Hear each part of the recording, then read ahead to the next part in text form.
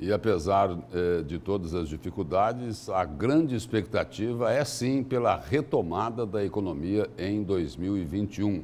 A estimativa dos analistas financeiros é de um crescimento do PIB e também de uma inflação menor em 2020. E para a gente falar sobre o assunto, para entender melhor essa questão aí que envolve a economia do país, nós vamos conversar agora ao vivo aqui no estúdio no Jornal do Meio-Dia com a economista Luceni Grassi.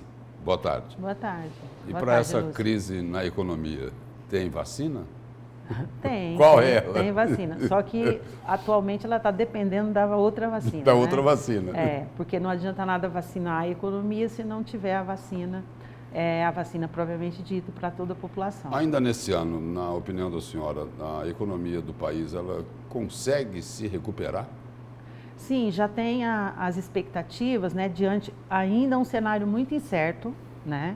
Mas mesmo assim já se vem retomando, a gente já tem uma retomada e as expectativas já são melhores para a partir de 2021.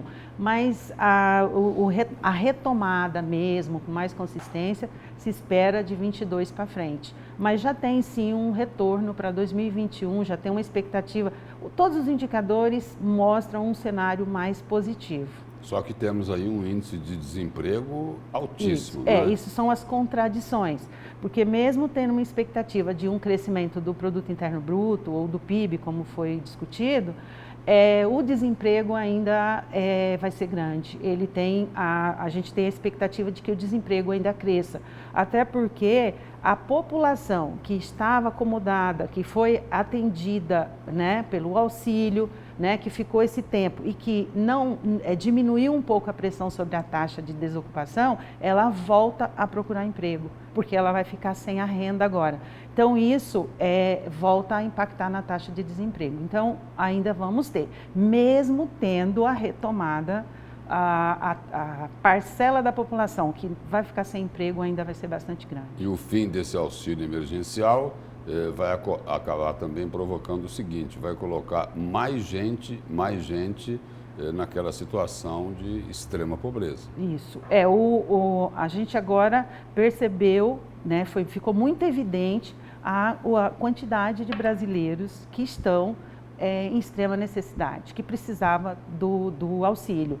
Agora, ele recebe esse auxílio e, neste momento, né, este ano, a expectativa é de que o auxílio não tenha mais, foi até dezembro.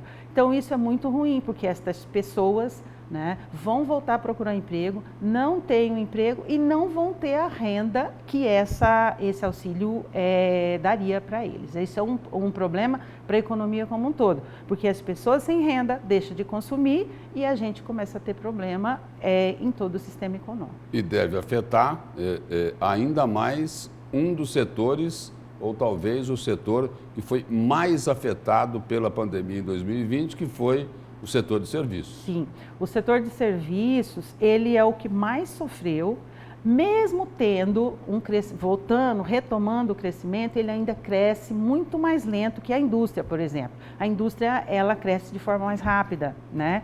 A agricultura, agora os serviços, o setor de serviços, ele continua num patamar ainda muito acanhado, certo?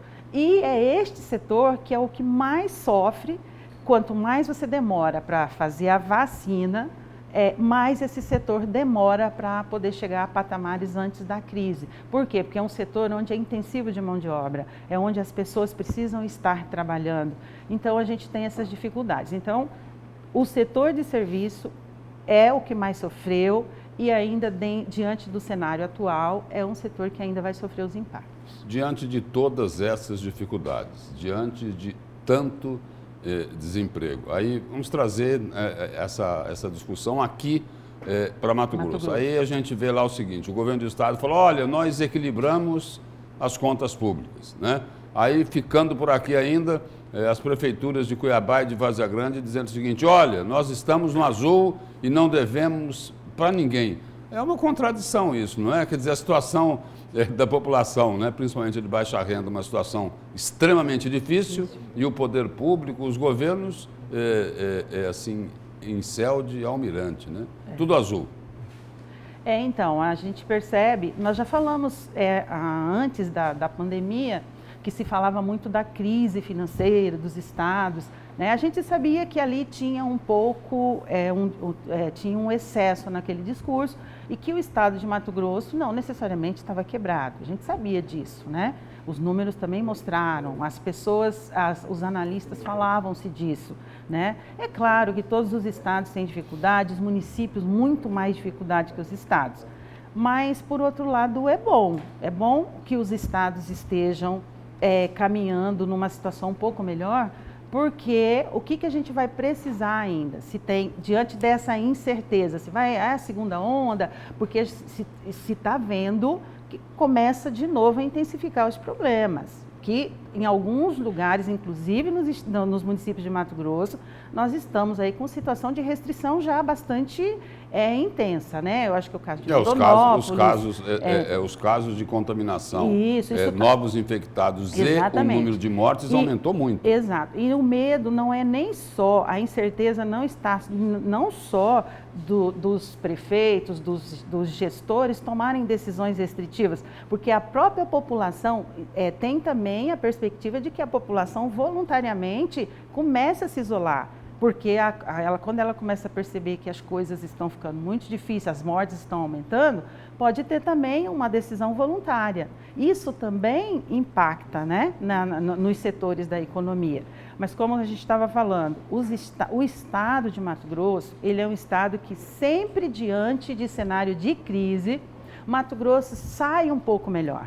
Por quê? Porque a atividade econômica de Mato Grosso, ela depende muito, ela é voltada, né, para o mercado internacional. E o mercado internacional, ele vem retomando, ele começou mais cedo que a gente. Então, isso faz com que o estado de Mato Grosso esteja numa situação melhor.